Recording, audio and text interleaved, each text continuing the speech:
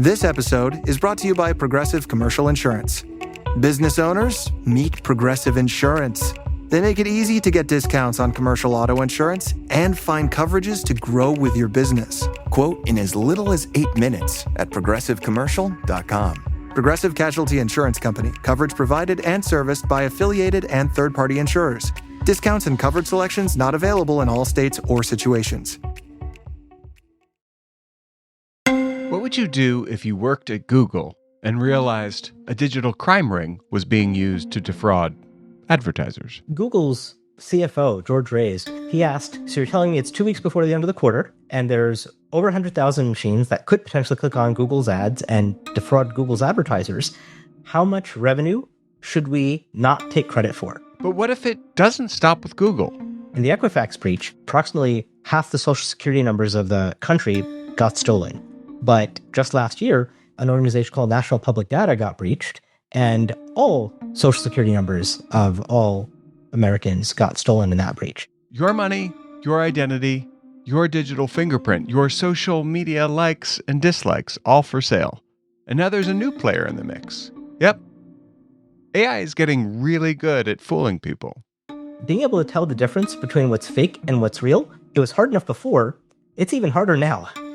Today, the alchemy that transformed an early encounter with digital crime into a leading cybersecurity expert's lifelong mission to document and understand the biggest breaches and the security risks that made them possible, and why AI might be writing the scariest chapter yet. I'm Beau Friedlander, and this is What the Hack, the show that asks, in a world where your data is everywhere, how do you stay safe online?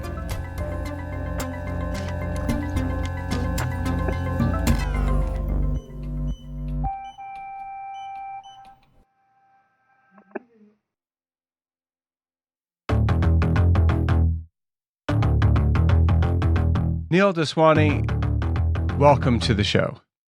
Thank you, Bill, for having me. No, it's great to have you here, and I'm really excited to talk about your book, Big Breaches, Cybersecurity Lessons for Everyone. And you do have a co-author, Moody El-Bayadi.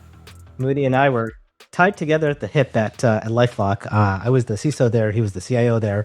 We fought many battles together, and so from all those battles and all our learnings, we thought it would be good to, publish what we learned. We're joined today by Neil Daswani. Among other things, data breaches happen literally all the time. We have a pair of Moody major El-Bayadi and Neil Daswani are with us. One is being called one of the largest data breaches in history. And I'm really looking forward to chatting with everybody today about your personal information after what is believed to be the largest data breach in United States history. Big Breaches is an important book by any measure. When I told a friend of mine in InfoSec, that's information security, about this interview, he was like, oh, Daswani's book, Big Breaches, should be required reading for everyone. And he meant it. At first blush, I guess that seems extreme, but there is an awareness gap in the world when it comes to cybersecurity. In my opinion, it should be taught, along with privacy hygiene, as a basic life skill in high school. But that aside for the time being, I want to know how you got into this field, Neil. What makes somebody decide to become a CISO, a Chief Information Security Officer? I was studying computer science as a graduate student at Stanford, and I think I have a bit of a kind of a healthy paranoia, kind of like the kind of paranoia that Andy Grove, Intel's legendary CEO, talks about in his book Only the Paranoid Survive. And so I think that given that natural kind of characteristic and interest and curiosity, it just seemed like a good marriage of my personal characteristics and my computer science interests. Wherever there's money, access, or data online, someone's already trying to find a way to take it. Guaranteed. And I think my career in cybersecurity really got kicked off after I had joined Google and was one of the first security engineers to focus on the problem of click fraud. To define click fraud, I'd just say that, firstly, whenever somebody clicks on an ad on the web or on a mobile device, money changes hands and goes from an advertiser to somebody else. And so if you're a cyber criminal, there are a whole bunch of motivations that you can employ to try to make money off of this kind of ecosystem. So give me an example of like what a motivation would be and what kind of money we're talking about. As a cyber criminal, you can spin up a website and you can lease out the ad space to an advertising network. And when the ads get clicked on, you get a majority of the revenue of that ad click from the advertiser. But what you can do is you can hire a whole bunch of bots to click on those ads to basically generate artificial clicks. And then as a cyber criminal, you get to benefit from that revenue that comes in. And was that your job to figure out if the attack was happening? Like, did you identify these? What did they call them? Were they click farms? Were they bots? What did you call them? And did you figure it out? Up until May 2006, there were tons of click farms where people in third world countries were getting hired to click on ads to conduct click fraud. Oh, so actual people just clicking? Yeah, they would hire actual people in Russia, India, wherever, right? Huh. But if you want to get even more efficient with your attack, what you do is you write software. You write malicious software or malware to click on the ads for you instead of hiring humans to do it. And what happened in May of 2006 was that there was a piece of malware, the first named piece of malware, ClickBot A, that was getting distributed. It got out onto a few hundred machines on the internet, and it wasn't clicking on any Google's ads at the time. I happened to be running that particular sample in a personal lab at home. And what happened in mid-June 2006 is that that malware got distributed to over 100,000 machines. And then at around the same time, my firewall from my lab reported to me that it clicked on a Google ad. That's weird. And that is very weird that happened. It shouldn't be doing that, right? Yeah, so malware can have all kinds of motivations, and what I suspect was happening is that the cyber criminal was testing, right? When the malware was only on a few hundred machines and was clicking on perhaps ads of other less defended ad networks, they were seeing how well their attack might work, and they were testing out their infrastructure. And then, of course, once they saw things working, then they were like, okay, let's target the big ad network. Let's target Google. Think of it like a counterfeiting ring, sort of, right? Only instead of printing fake money, they're printing fake clicks. They're not printing them, but they're doing them. Millions of tiny digital bills, as it were, that look like the real thing to the system. Google's CFO, George Reyes, he had previously said that click fraud could be the biggest threat to Google's business model, and he was exactly right. And when that particular incident had occurred, it's 2 weeks before the end of the quarter, and there's over 100,000 machines that could potentially click on Google's ads and defraud Google's advertisers. He asked exactly the right question. On the surface, clicks are tiny fractions of a cent, but Google's whole business is built on scale.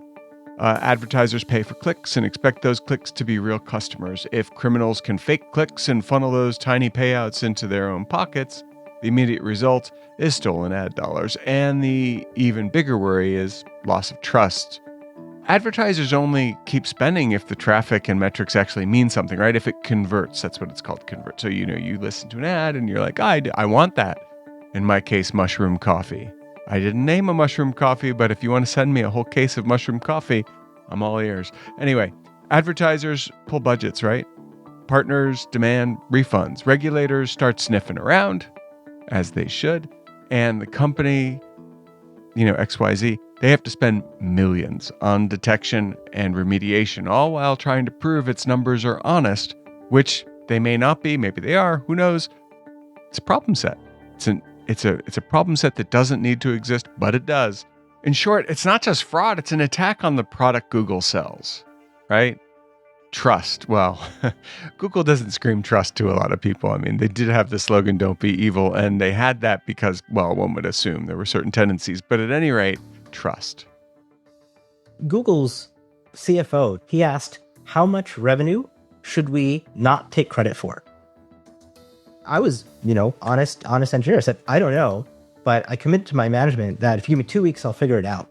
So we called Code Yellow, which gave me the opportunity to tag anybody that I needed at the company, and tell them, hey, whatever you're working on right now, could you please put that on hold? I need help with this. Yeah. And so there were a few dozen engineers across the company that we mobilized in all kinds of ways. And after 2 weeks of getting like only 4 hours of sleep a night, we got to the answer. The answer was that the amount of fraud that was taking place was only $50,000 against Google. So that's round off error for a company like Google. The real lesson was, hey, we're a big company. Why are we relying on Neil's lab at home to tell us about this sort of stuff, right? And Google did have a bunch of click fraud defenses already in place, but what we realized is that we needed more. And so that incident was really the launching pad for my career in cybersecurity.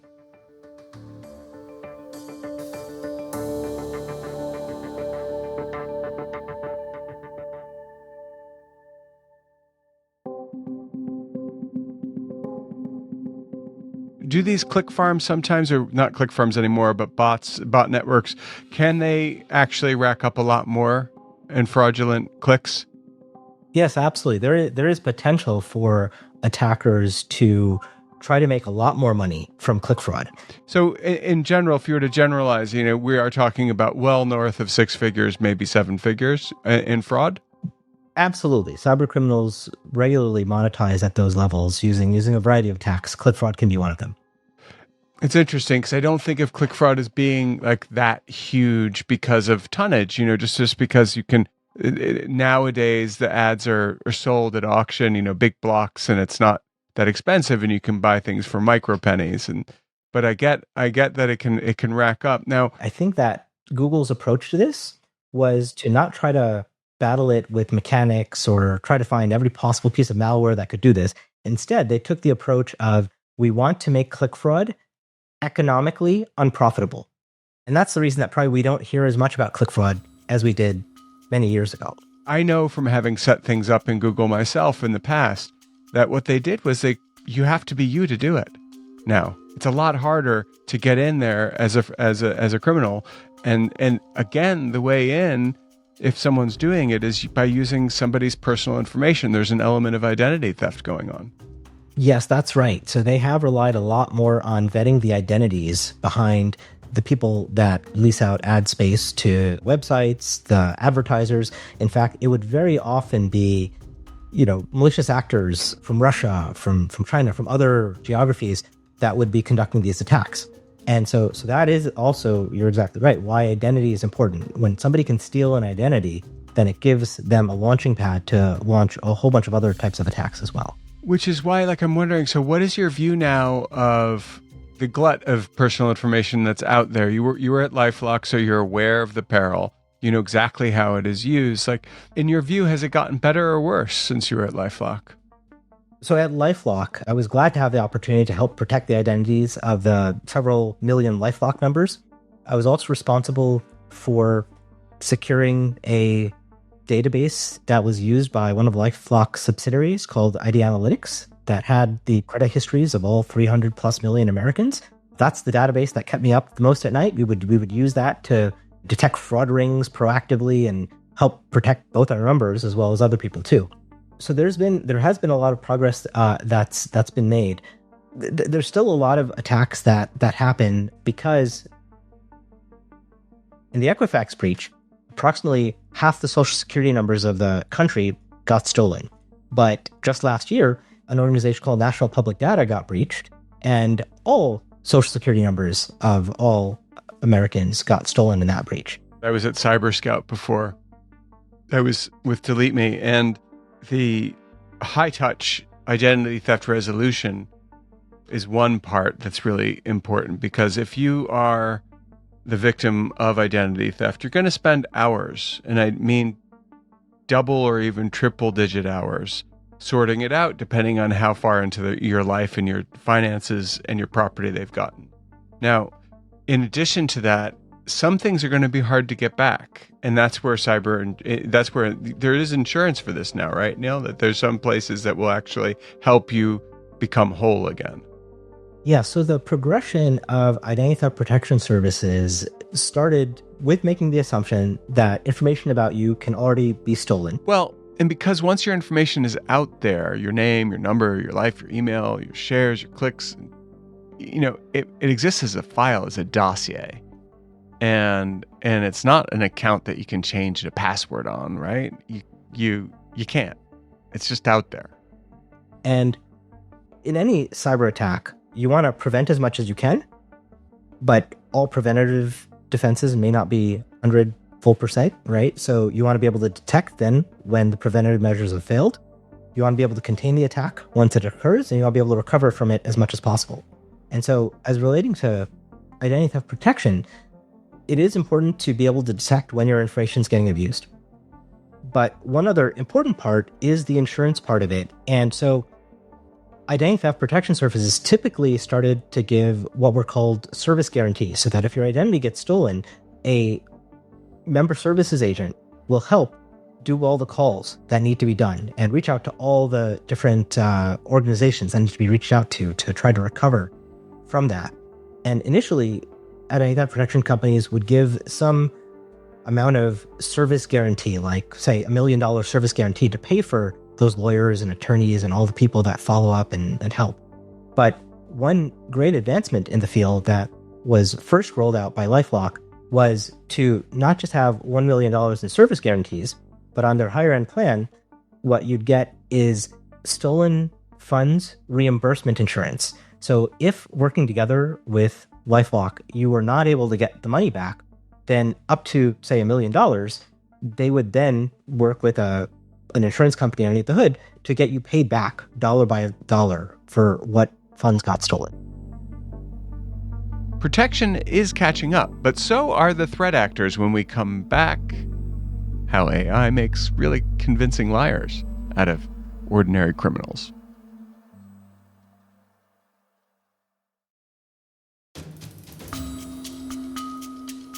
Okay, Neil, let's talk about romance scams, because unlike breaches or hacks, money and information is willingly given in that scenario. And that money cannot be sucked back by anybody, and it can't be returned, because at the end of the day, if you are the victim of a romance scam, you have believed that you're sending the money to somebody who you're in a relationship, who's asked for it, and you willingly gave it to them. And the fact that you were bamboozled is not legally a sustainable position.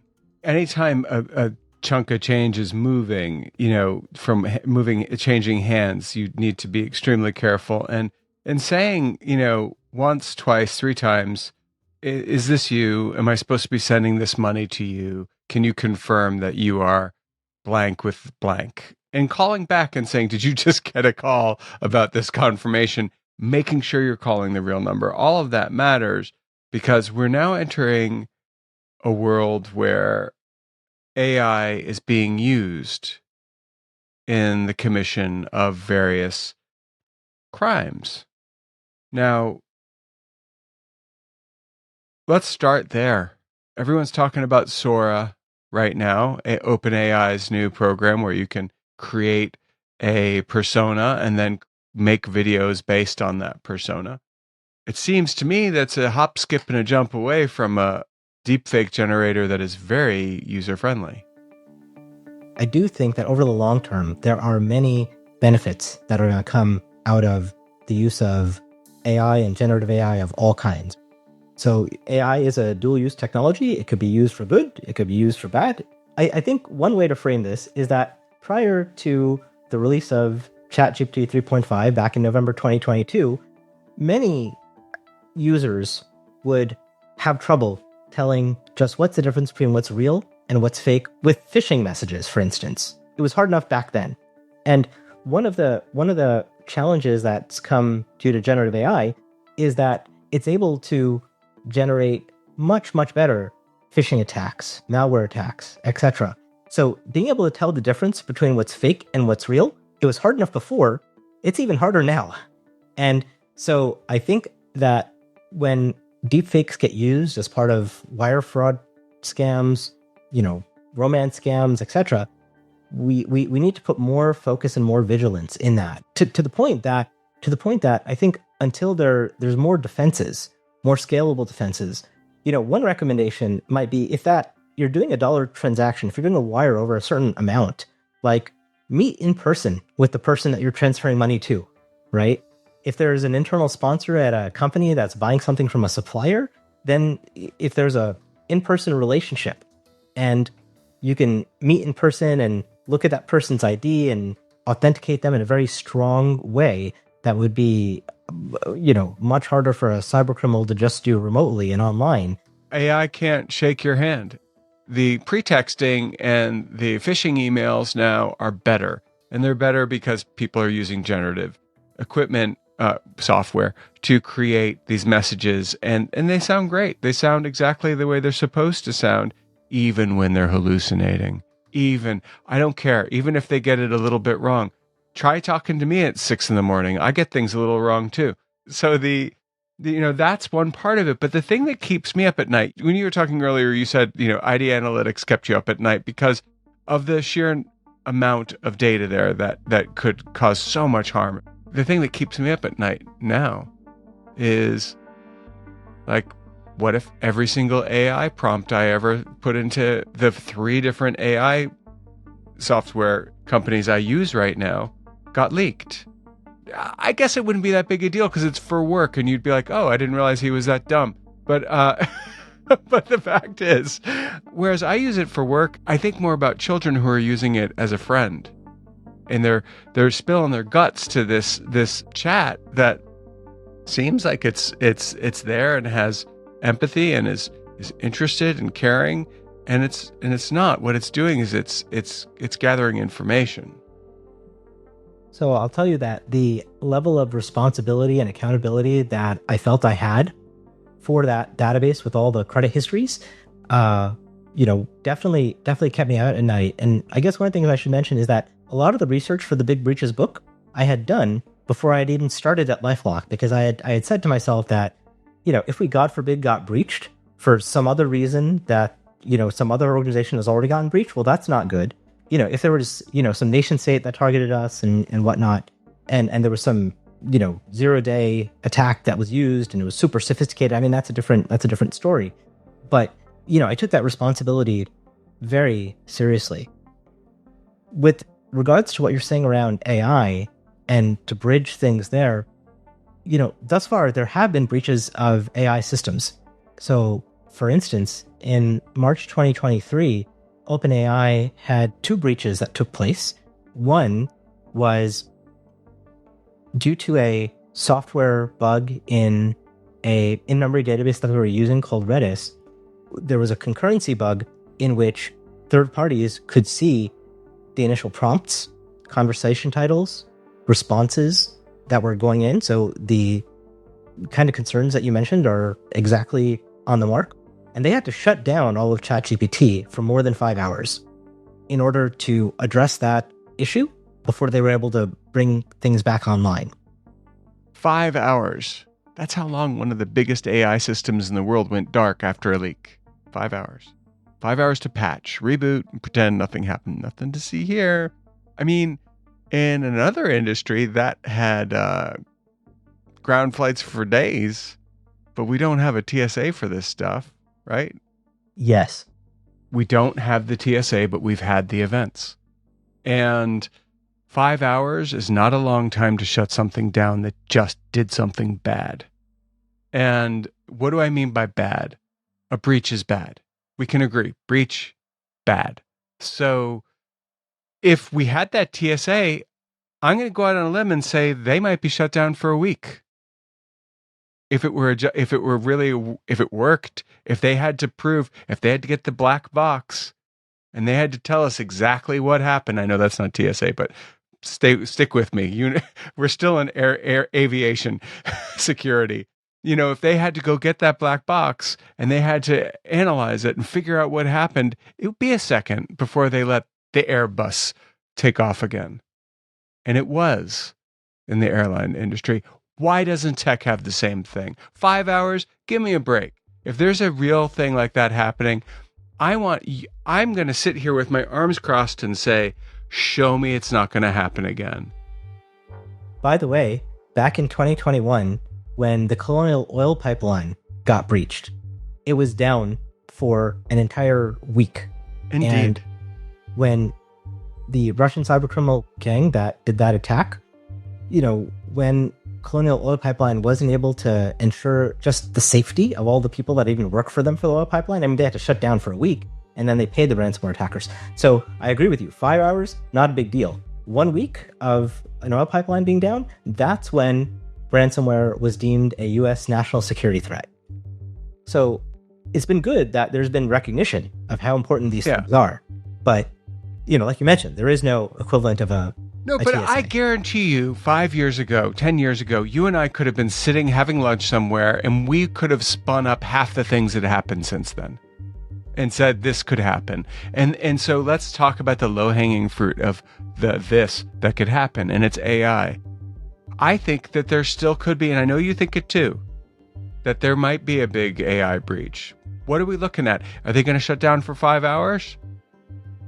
I do think it is really important to raise awareness and share knowledge about the additional attack surface that comes with AI security. I mean, that's one of the reasons that, in the work that I do with Stanford Online and the advanced cybersecurity program there, we just rolled out a course on AI security that specifically focuses on, teaching folks how to address hallucinations, how to address prompt injections, jailbreaks, adversarial examples, how to avoid abuses from deepfakes and this sort of thing.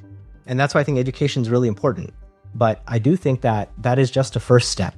It's serious. People really had their days ruined, right? And there's a certain point where the welfare of users needs to take precedence over the march of progress. And so how do you, as a cybersecurity professional who probably would like to get it right every single time, but knows that your whole business is predicated on the fact that that's impossible, how do you thread that needle right now, Neil? How do we thread that needle? I think we need to put more funding into AI security in addition to traditional cybersecurity. If you speak to people like Vinod Khosla, one of the Titan investors of Silicon Valley, he has said that he believes we should overfund AI safety as a society so long as it doesn't stop progress. Because there's risks on both sides. But is that like a government thing, or would that be a third-party business, or would that be AI companies self-governing? Yeah, so that's not a government thing. That's more Vinod Khosla as a visionary investor giving guidance to what he thinks should happen so that we can leverage both the benefits of AI, but also mitigate the risks. I understand it's guidance, but what would it look like if it were in practice, not guidance? Would it be a third-party business? Or is it something that, asks the government to regulate it, which I think everyone will say, everyone will stand up and go, no, that's not what we mean. That's not what we mean. So what does it look like? What does an actualization of AI security look like right now? So I think that if we look at the EU AI Act, the AI Act that came up in Europe, what they do is for every application of AI, they break it down in different levels of risk categories. And so for the highest risk, where there could be harm to humans and their lives and such things, there's more regulation. Whereas for systems that are low risk, there's less regulation. And that's one model. There's a super interesting discussion taking place in the country around, should we regulate, should we not? How much should we regulate? How much should we not? And one analogy that we could keep in mind is that of like the German Autobahn. I think a lot of people are worried about making sure that the US wins the AI game, right, overall. And so we want to go fast. But if we look at like the German Autobahn, it is the fastest highway in the world. It's one of the most famous, fastest highways in the world. And it's not because there's no rules. It's because the lanes are well engineered, there's guardrails, the drivers are disciplined, and because of all of that, cars can move faster on that highway than on other highways. So one hypothesis is that if we regulate right, it will actually allow us to move faster instead of having to hit the brakes every time that there's some obstacle that comes up. And I think, for instance, Facebook learned this. They initially had the mantra of move fast and break things. But Mark Zuckerberg himself, after there were a bunch of data breaches, changed that to let's move fast with stable infrastructure. It doesn't have the same ring to it, but it's from a cybersecurity point of view, it does feel a little safer. I mean, when I think about things moving fast, especially cars, I think about dummy tests, right? And I don't want to be the dummy. I don't. And so what are some tips for me? I don't want to be a crash dummy.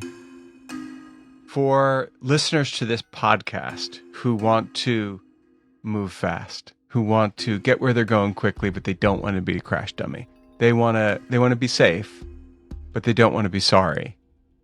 What are some rules for the road for regular people when it comes to cybersecurity? Because we know at the enterprise level, there's a lot of stuff, but for listeners to the show, there's some CISOs in the crowd, but there's also a lot of people who are just interested and want to learn how to do stuff better. Got it. Okay, so basically, for like your average consumer, if you're using AI, what should you do? So I think what you should do is be very careful about who you're trusting with your data, which AI services you use.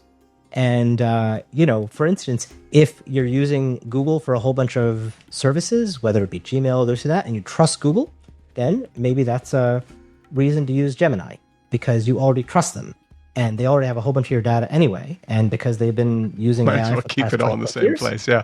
Right? That's the reason. There are many newer AI companies. If I think about Anthropic, for instance, one of the interesting things about Anthropic is that, the two founders, Dario and his wife, they left OpenAI to start Anthropic in part because they wanted to develop a safer, more secure AI model. So I think it is important to do research behind the different AI models and services, and based on that, figure out what's the right one for you. Who do you feel you can trust and why?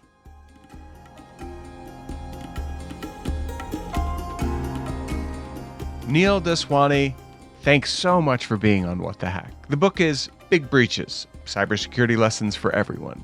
If you want to go deeper into the stories we touched on, Big Breaches is a really good place to start. Thanks again, Neil.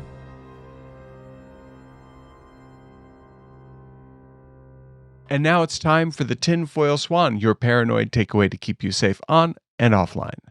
PII, personally identifiable information. It's not just data. It's the raw material, the literal weapon used by scammers and hackers to target you, and is often sitting online for the taking thanks to people search sites. Your name, your addresses, your phone numbers, your digital fingerprint, what you like based on what you post on social media. Data brokers package all of it, the raw material of a fraudscape that costs people billions every year. Your vulnerability is worth a fortune to all the wrong people. Here's what you can do about it. Find your leaks and treat them like an active breach. Go to haveibeenpwned.com. That's haveibeenpwned, PWNED.com. Plug in every email you've ever used. If you get a hit, a criminal owns those credentials. Put your phone number in too. Again, that's out there. The only defense? Change what you can change. Change that password for sure immediately that you find on Have I Been Pwned. And if you reused it anywhere, change it there too. A single leaked login is the key to unlocking your whole life if you're not good at this stuff. And a lot of people, let's just be honest, you either are or you're not, and you know the answer to that question. Second, destroy the commodity. You can scrub the building blocks of your actionable PII, your addresses, your phone numbers, email address, family, old roommates. Yes, all of that can be figured out with People Search. With a service like DeleteMe, you can get rid of some of that stuff. You can start chipping away at what's out there. Chosen by the New York Times Wirecutter as the best in class for personal information removal, it's human-assisted automated removals, and they don't stop needing to be done. That's why it's on a subscription. Your PII is like a weedy garden. You can pull the weeds. That's your stuff, right? But they will pop up again and again. So you got to stay on top of it. Now, bottom line is the less PII that exists about you in the ecosystem, the harder it is for a scammer to create a pretext to scam you. That's your job. The paranoia isn't about being unhackable, because no one is unhackable. I got hacked today by our head of security. Thanks, Ruben. It's about becoming harder to hit. Be a good steward of your privacy. Be paranoid. Be safe. And see you next week. Thanks for listening.